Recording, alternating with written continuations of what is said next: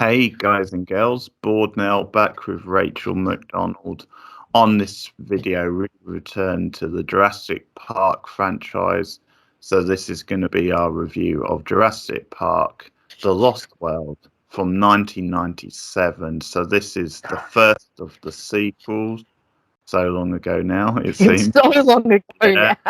And it's once again directed by Steven Spielberg. So this is a rare time that he's done a sequel to one of his films. I think the only other times are the Indiana Jones sequels. Yeah. So a rare time he's done a sequel. Michael Crichton was asked to write a fresh novel for the purpose of doing a sequel movie, so it's again based on a Crichton. Malcolm character back, the Jeff Goldblum. He obviously is more of like the leading sort of star in this one. And there's an incident at the start of the film on an island where this sort of rich couple have their daughter attacked by a series of smaller baby dinosaurs, and this leads to the control of the company who obviously runs the parks switching from Hammond to his nephew, basically, or Hammond 2.0 as I'll call him. And so Hammond calls back Jeff Goldblum, his character Ian Malcolm, and you get this two sets of groups really, because you have the Goldblum-led group along with his wife Sarah, so she's a new character played by quite a young Julianne Moore here, and you also have a group of other people with him. You have a young Vince Vaughn who plays some sort of animal rights sort of guy. You also have a character called Eddie who's with them. He's played by Richard Schiff of West Wing fame. Very odd seeing him with hardly any facial hair. He looks much younger, even though this is only 2 years before the West Wing. Group of dinosaur hunters who are, in it for much more malicious reasons. So you've got as I said, the nephew of Hammond who's with that group because he's decided to clone them, and he has this whole brainchild which is to capture them and move them off the island, where he has set up this whole business venture in, I think it's San Diego, isn't it? San Diego, yeah. Whole thing where he set up. So it's almost like using them for sports sort of thing, using them as a tourist type attraction in San Diego. Yeah. And there's a group with him, obviously, who are hunting them down. And you've sort of got the guy who's leading the group, who's played by Pete Postlethwaite. He's the head sort of hunter. Rachel, what did you think of this sequel? I'm not a massive fan of The Lost World. Jurassic Park, look, I'm always up for seeing more dinosaurs. So I will watch every single Jurassic Park movie that comes out, regardless of the quality. But I think I think Jurassic Park, you could say this about a lot of movies. A lot of movies don't need sequels, but I feel like Jurassic Park really did not need a sequel. Everything in that movie is tied up, They wanted to put the dinosaurs on display. They brought some people out to see if it would work. It didn't work. Things went badly. Everything got shut down. It was all nice and neat. And also, it's really funny. In the novel, Ian Malcolm actually dies. So when they got Crichton to write the sequel novel, he had to kind of bring him back to life and talk about how he was taken to a secret island or something, really, where they worked on him. So they had to resurrect Malcolm's character. Right. That's so I think The Lost World, I don't think the storyline's that strong. I don't love the idea of a second island, because they're not going back to Isla Sorna. They're going to Isla Nublar or something. So Hammond explains that Isla Sorna was the dressing. It was the showroom. And you always have the mechanics behind the showroom. So I kind of understand that. But it's you promised us to go back to Jurassic Park with this movie, but we don't go back to Jurassic Park. We go to a completely new location that no one's ever been to. I love Jeff Goldblum. I think Jeff Goldblum can be a leading man. I don't think Ian Malcolm is a leading character, if that makes sense. I think Ian Malcolm works best as a side character. He's a little bit mysterious. He's a little snarky. He's very funny. He's there to add a little bit of flavor. But when you try to give him an arc They give him a random daughter in this. Like, I know that in the first movie he jokes that he has several kids, but I always thought that was supposed to be just a joke. Then you find out in this movie that Bravado, he actually, maybe, yeah. yeah, Yeah. exactly. Just showboating a little bit. But then you find out in this movie that he does have a daughter. She's fine, but she's also kind of annoying when she ends up on the island in like the most contrived way possible. She somehow snuck out on like one of these camper caravans that they were going to be taking. I feel like she was in there just to bring in the younger audience, the younger audience that came with Lex and Tim in the first movie. She was obviously supposed to be the Lex and Tim of this movie, but I find her character very annoying, and I don't think she does a lot in the movie. I do like the little appearance of Lex and Tim at the beginning. I really wish they would bring Lex and Tim back to the franchise, because both the actors have talked about how they'd love to come back. So it was nice to see them. Whoa, Lex is tall. She grew. Like, the girl comes up past Ian's shoulder, and like, Jeff Goldblum is not a short dude. So yeah, I think with this film, I once watched a video essay which basically talked about how one of the issues with Jurassic Park is that once you've seen the first movie, that's it. You've seen it. Like, you see the dinosaurs, you see the shock, you've seen the awe, you've seen the terror. So the rest of the movies are kind of just rehashing that same thing. We've seen a T-Rex before. We've seen raptors before. We've seen the characters be in these situations. It's like, it doesn't feel like there's much new here. I don't think the pacing of the film is that great. I do think there are some very effective scenes. When we get into like a scene breakdown, there's one particular scene in the camper van on the edge of the cliff, which I find very suspenseful and I think is very good. But there's only a few of those. And when I was watching it, I was like, did Spielberg direct this? Because I swear it doesn't feel like a Spielberg film. For me, it doesn't feel like his usual magic is there. Like I said, there are a few effective scenes. I think the opening scene is very good, and the opening scene is actually taken from the original novel. There are actually a couple of scenes in this movie that are taken from the original novel that didn't make it into the movie. The compies are terrifying. Fuck compies, man. I hate those little buggers. They are so creepy. But overall, this film is definitely a downgrade from the first one. And I think a lot of things don't work in this film. And I feel like a lot of the stuff they're trying to do with the scares and the awe and everything, it just doesn't work. And it just does not hold up to the first one. Plus, and we'll get into this as we get into spoilers, but I don't know if you noticed, but like almost everything bad that happens in this movie happens because of the heroes, because they're doing something stupid. Like, they do so much stupid shit in this movie that a lot of the stuff that happens wouldn't have happened if they weren't so dumb. So it's really hard to like get on, to be on their side when they're being so stupid. So that's pretty much me. What about you? How did you go watch this? Yeah, I was shouting at a certain idiot who we'll get to the scene later, but the scene in the sleeping like in the tent, and it's all tense and it's sort of going fine till one random idiot wakes up, sees the dino and starts shouting. There's always one douchebag, but there is, isn't there? Yeah, I'm pretty much on the same page as you with this one. I agree with just about everything you said. It's sort of funny with like these sequels, because I suppose like I look at them, and even though they're probably not needed, I think because it's dinosaurs and you can have some like monster movie, B-movie style fun, then I think there's certainly enjoyment to be had from them. And I think this holds true in this movie. But I agree with you. I think the pacing's a bit off.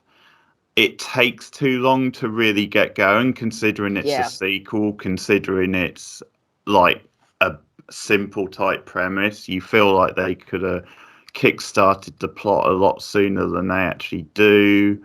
And I mean, overall, it's sort of the characters and the writing, I think, which like separates it and lets it down. And it does feel like going through the motions. You're spot on about the Jeff Goldblum like not being a lead, or that character not being a lead, because I think the problem is they do sort of make him the like. I forget Alan Grant. They do make him an Alan Grant style character from the first one.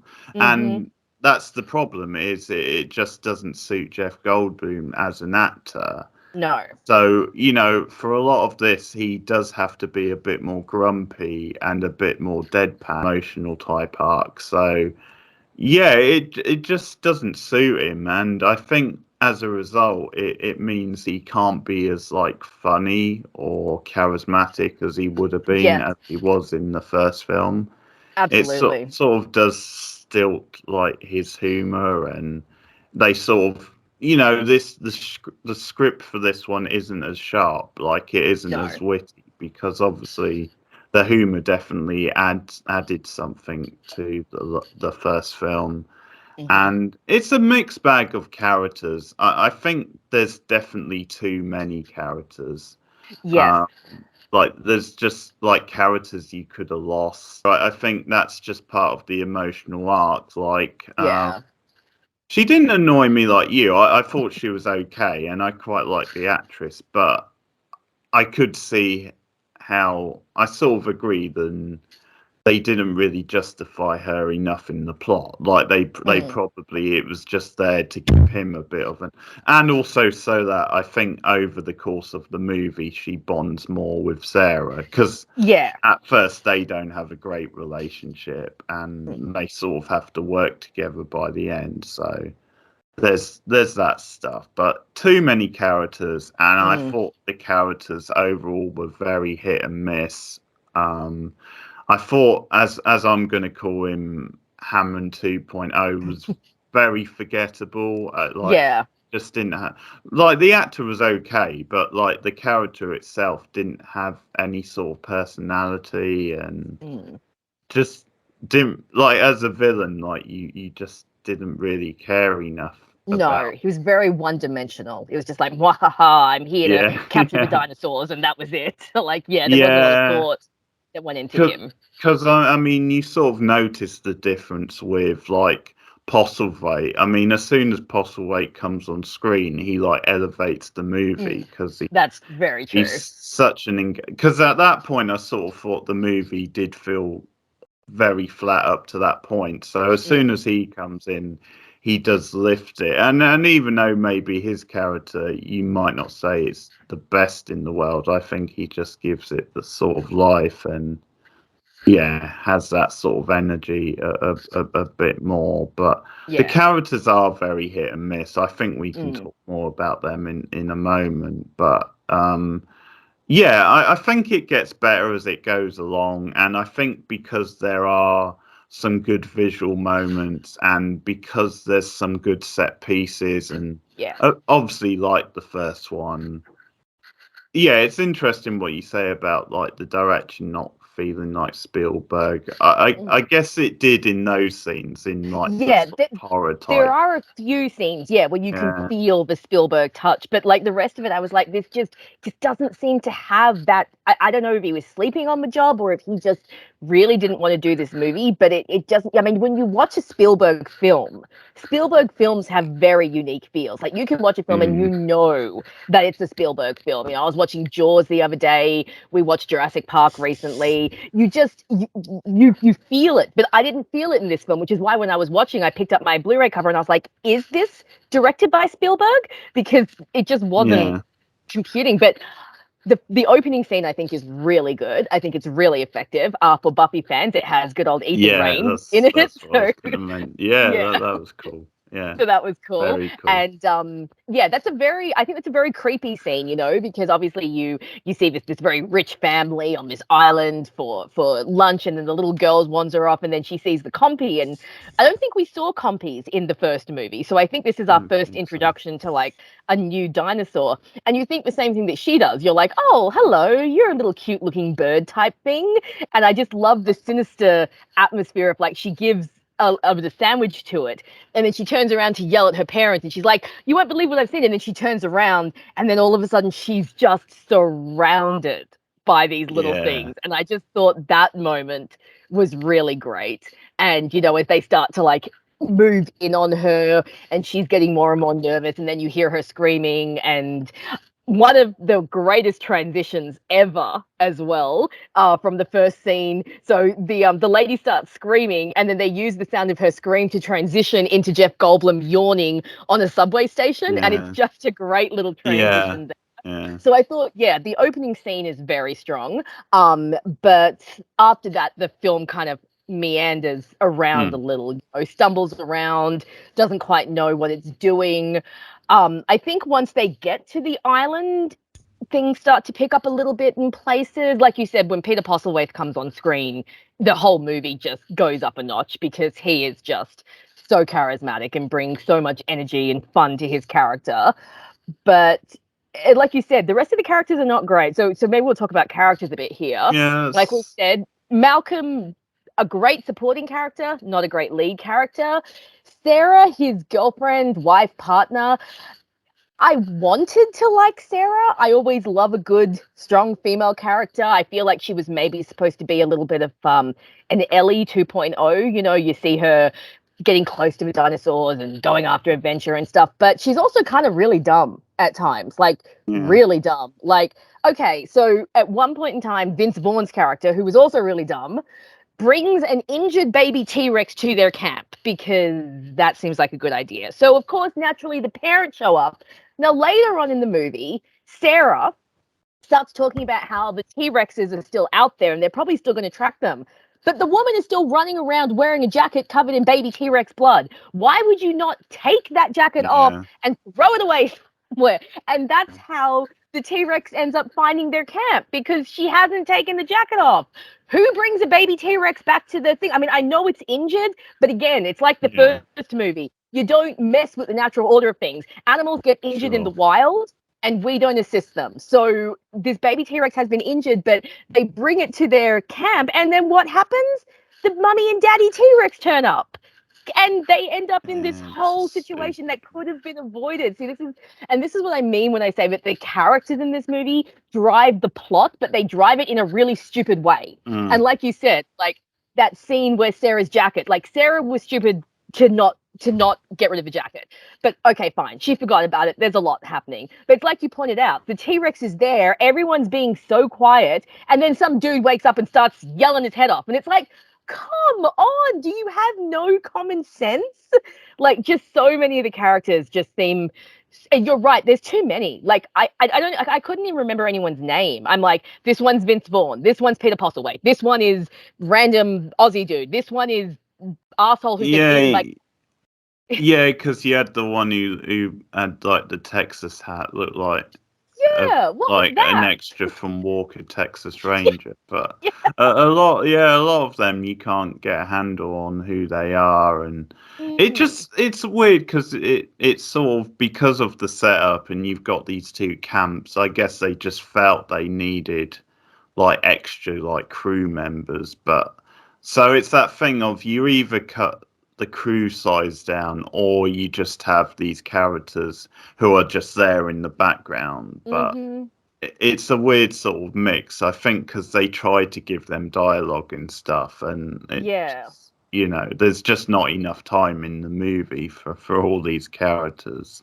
No. And yeah, I mean, Sarah's a funny one because she grew on me like Mm. as she went on. Because at first I did find her quite annoying, and they were obviously going for this sort of maybe she's the opposite of Malcolm, Ian Yeah. Malcolm, because she was very like chatty and quite sort of hyper. So sort of going for the opposite of that, but Mm. obviously Julianne Moore very good, so that makes her Yes, very watchable, and it I does. think That playing yeah. quite tough roles. Mm. But she grew on me because of her arc, and by the end you were rooting for her a little bit.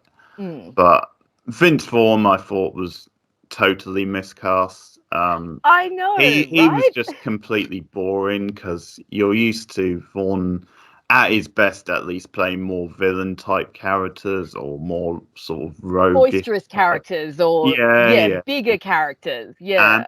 I was surprised he had such a big role in the movie because it felt like he was one they could have like maybe have like killed off, but Yeah, he didn't I really can add much to anything. I can only think it's because Swingers came out the year before, and that was quite a big hit. So maybe they thought, yeah, this is. But yeah, he was miscast, and his character was just nothing really. No, Nothing yeah. interesting about him. He was, quite sort of annoying. He said stupid things. He acted in stupid ways, like in the waterfall scene, and he just says dumb things. He says things that are completely obvious than we can see in front of our faces and don't need pointing out. So he was another dumb character, but also quite an annoying character. Eddie, I quite like. I thought he was a solid character. Yeah, Obviously, I liked Eddie. Yeah, he is likable. He seems like the one he's got knowledge. He's quite witty, but he's also quite down to earth and likable. He was obviously looking after Kelly. Her name is, isn't it? Yes. Daughter, but yeah, Eddie was good. He obviously has a good death, but it's Poor Eddie. it's He such did a not brutal deserve death. that death. I mean, exactly. Like, Oh. definitely, they should have swapped that and had like Vince Vaughn get that death instead. I would have said, Yeah. I like the scene because it's a good death. It's a great scene. It's a great scene with the two T-Rexes. Sorry, you go. Yeah. But yeah, it feels like Eddie's that sort of character than they had in the first film, where he's sort of like he's a B tier character, and he sort of has that heroic sort of death to sort of raise stakes. So yeah, he was definitely one of the better characters from definitely ones. And I was so sad when he died, because he died trying to save his friends, and he was doing the right thing, and then he gets ripped in half by not one but two T-Rexes. It's like, that was brutal. At least in the first, I know, right? They were like full on tag teaming him, and it was like, come on, dude. He hasn't done anything. Because they throw him up in the air, don't they? They first, do, and then they like literally both dive in. He has like a really nasty death, and it's not even like a karmic death. Like, in the first movie, you have like Gennaro, the lawyer, who acts like a weasel and abandons the kid. So when he's eaten on the toilet, everyone's like, yeah. And the same with Nedry. When Nedry dies, everyone's like, yeah, because he was a bad guy. But like, we love Eddie. We don't want Eddie to die. He's one of the only decent characters in this movie, and you gave him like the most horrific death. Maybe the Compy death is pretty bad, but we hate the Compy guy. But that scene, I think, is one of the better done scenes, because that moment where the caravan goes over the cliff and Sarah falls and lands on the glass, and you see the glass like shattering and spider webbing as she's moving, and you see like the little bits of glass. I thought that scene was very effective. Yeah, I've always thought that scene was really effective, and you can see Spielberg coming through in that scene. Another scene I thought was quite effective was the raptors in the grass, because I thought that was very well done. Almost reminded me of Jaws, the creature coming in and then you just disappear. So I think there are moments where you see the direction come through and you can see the magic from the first film come through, but it just doesn't, it's not there for long enough, at least for me, to keep me, like, I kept zoning out during the movie. I kept doing other stuff. I don't do that in the first movie. I've seen this movie so many times. Yeah. Oh, yeah. It's never a problem. I mean, if anything, the first film has gone up on like further rewatches, so I like it even more. But I think, one of the problems with this one is because it took so long to get going. Because it's roughly the same length as the first film. It's just over 2 hours, and you feel it could have been trimmed down a bit. Definitely. So I think, unfortunately, when you have a slow start like that, it then makes the rest of the film seem strong, like longer, and then you sort of feel a bit fatigued, even in the bits you're enjoying. So I definitely some good visual moments, some good set pieces, and some good tense moments than obviously Spiel. So I think once you get into that stuff, because that's obviously the core stuff they have to try and like deliver in these, partly, but it's just the overwriting and stuff and some of the characters, and I am curious, what do you think of the ending? Because I have strong opinions on the final act of the movie when they go back to San Diego. I feel it was completely unnecessary and it drags the movie out. What about you? What do you think of the scenes where the T-Rex is running rampant through San Diego? Needed or unnecessary? Well, the scenes themselves, I don't mind too much. I think they work quite well just watching them. But yeah, no, I don't think they're really needed. No. It just felt like something they've thrown in because you maybe do something a bit different at the end. An idea you could do for a whole movie where you have them loose in the city. I mean, then it's not really Jurassic Park, but just as something a bit different, it's some. But I guess they rushed it a bit anyway. Tacked on. It was like we were talking the other week about Speed and about how that subway scene feels tacked on at the end of the movie once everything's done. That's how I feel about this. It's like you get to the end of the movie, you see, or at least almost was in the movie, and you see InGen fly off with the T-Rex in the carrier, and they really could have just ended it there with a little kind of oh, what if? What's going to happen now? T-Rex off the island, this could set up. But then we have 30 extra minutes, or maybe not 30, but it feels like 30, this whole other act, which just doesn't add anything, at least for me. Plus, they cut a scene which really should have been left in, where when the boat first comes into the thing and it crashes into the bay, they see that all the crew are dead, and then the T-Rex bursts out. And you think, did the T-Rex do all this? Surely there should have been more carnage. No, the original script there was supposed to be raptors on the ship, and the raptors got loose and killed the crew. And I feel like they should have left it in. It's like, look, if you're going to add this sequence, add everything about the sequence. Don't pick and choose. And because I felt like that could have been better.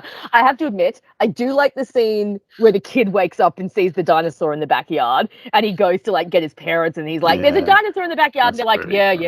And then they look out, and the kennel is just dangling from the T-Rex. That's a good scene. And in the scene where you see a bunch of Japanese tourists running away from the dinosaur, it the translation of what one of them is yelling is "I left Japan to get away from this." So I thought that was a fun little Godzilla reference. So I think there's fun stuff. Yeah. So I think there's fun stuff in that final sequence, but I feel like you said, it would have worked better as a separate movie. This could have been the premise for the third movie, is they took the dinosaur off the land. Whereas on this movie, it just feels like it's tacked on, it feels unnecessary, and it just feels like you just get that ending fatigue of come on, just finish the movie already. We're done. The characters are done. They've had their arc. They've had their adventure.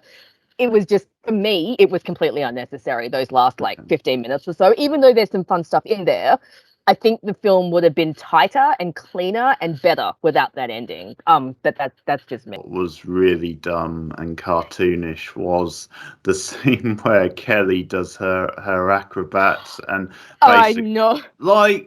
I know what they're going for, because it's a moment for her and she gets to shine, and it's sort of a fun scene to watch visually, but it's just so dumb, and it makes the dinosaur look weak, and obviously realistically there's no way someone her size would have done that. And she's what, 30 kilos total? Yeah, there's no way it would have sent him flying. Yeah, I know. No, I agree. It was obviously supposed to be the Lex moment, when Lex does the computer systems, and so she saves the day. But yeah, no, it's kind of dumb, and like you said, it's these are raptors, and they're solid, man, and we really think this tiny little 30-kilo girl is gonna take out a raptor. Yeah, no, I agree. That was kind of a lame scene. And it definitely does look a bit clownish, and a bit stupid. So I definitely agree with that one. Not one of the better scenes of the movie. Yeah, so I mean, I think we've covered most of it now. Obviously, the certain scenes like the sleeping bag scene is a standout. I mean, obviously that's the scene where Sarah's a bit smarter because she knows to basically play dead sort of thing. Yes, and it's a tense scene because of it. It is. Sort of licking them or going up. Yeah, he's sniffing them, and they're this far away from them. So definitely a tense. So there's some good tense scenes like that. Yeah, overall, like, because I think obviously, especially early on in the film, it's quite plodding and slow. So you sort of have like a sort of a weakish like first part, and then the middle of the film is definitely the strongest. Yes. And then it sort of ends a little bit flat, even though Yeah. there were certain things we enjoyed. So Mm-hmm. yeah, that's roughly it really for the sequel. I know obviously Spielberg maybe didn't want to do this sequel. He was sort of like kind of maybe forced into it. So it'll be interesting to see what we think of the next film. I do know that like there are some scenes from the first book that were in this. So the compies scene, the way that the guy dies by compies was actually how Hammond died in the original novel. He died by being eaten by compies, and the waterfall scene is from the original novel. In the original novel, it's Grant, Tim, and Lex who are stuck in the waterfall with the T-Rex outside. So yeah.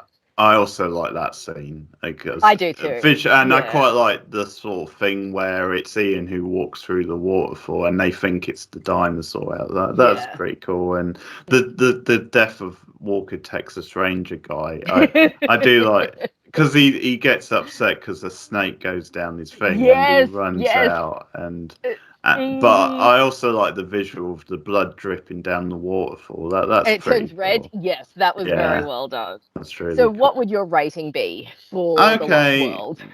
Well, I'm gonna go about 6, 6 out of 10, because I think there's enough in it to make it at least like a passable sequel. I think because of the way it picks up in like the middle of it with some good tense moments and also a mixed bag of characters, but there's sort of enough good characters, and you've obviously got a strong cast. It's just obviously a shame that some of them are used better than others, and as we said, probably too many characters. So a weak start, a bit mixed on the ending, but there's enough in there to at least make it a solid sequel. So, also actually, before I go to your rating, what did you think of the creature design in this one? Did you still think it held up well, or not as good? I thought some of it was good. There were a couple of animatronics that didn't look as good. I thought the baby T-Rex was not fantastic, but then I thought like the compies were pretty good. I thought the adult T-Rexes were fairly good. I don't think the dinosaurs were as well designed as they were in the first one, but I thought they did a pretty decent job with the large T-Rexes and with the compies. The baby T-Rex not so much. I don't think we see that many other dinosaurs in this one. The raptors we only really see towards the end. But yeah, I thought it was okay. I didn't think it was as good as the first one. Obviously not on the level as the first one, but it's overall still pretty good, I guess. So about the same. So yeah, what are you gonna rate it? I'm gonna agree with you. I would go with 6 out of 10 because I do think there are things in this movie that are enjoyable. Like I said, dinosaurs. I'm always here for dinosaurs. I'll watch anything with dinosaurs in it. I got a bit of Ross from Friends going on, so yeah. And I mean, I like Jeff Goldblum. You know, I always like watching Jeff Goldblum and things, even if I don't think that Malcolm works as a main character. I'm not going to complain about more Jeff Goldblum on my screen. I mean, who's going to do that? I think some of the Peter Postlethwaite definitely elevates the movie. I think Julianne Moore does the best with what she can. Eddie's a great character. There's some fun set pieces. There's some fun tense scenes, but it's definitely missing the magic from the first film. The characters in this one are nowhere near as good as the first film. And their arcs kind of fall flat a little bit. I think the ending gets a little bit lost, but I do think it's still an enjoyable watch. You know, it's not a movie I would say is terrible. It's definitely not the worst sequel I've ever seen. There are far worse sequels to various movies. Even in this franchise, there are far worse sequels. So I think 6 out of 10 is good. I think that's fair. You know, it's slightly above average. Nothing that's going to knock your socks off, but nothing to really complain about either. Just kind of like a fun little run-of-the-mill B-grade sequel. I think 6 out of 10 is fair. So I'm going to agree with you there. It's about right. Okay. So that's cool. So, okay, so that's number 2 in the Jurassic Park franchise, Lost World. Let us know your thoughts in the comments below. Like and subscribe as always. And we'll be back soon with the third movie in the franchise, which is, well, they just go back to basics because they call it Jurassic Park 3, which is a weird sort of thing. But yeah, so that's the next one, directed by Joe Johnston, and with a couple of returning characters as well for that one. So we'll see how that shakes out, and we're obviously working our way up to the new movie, which is released in June. So we'll be reviewing all of these movies over the next sort of month or so. So look out for more Jurassic Park. Rachel, if you just want to plug your channel before we go. Guys, you can follow me at Rachel McDonald, video essays on movies and TV shows. A little bit slow at the moment because I am unfortunately recovering from surgery, but things are coming. So please come and follow me there. And my Twitter and my Tumblr accounts are also on my YouTube. And Keith is usually lovely enough to put a link in the description. So come and follow me everywhere. Okay, that's great. Thanks, guys. We'll be back with more Jurassic Park reviews soon. So we'll see you guys later. Goodbye.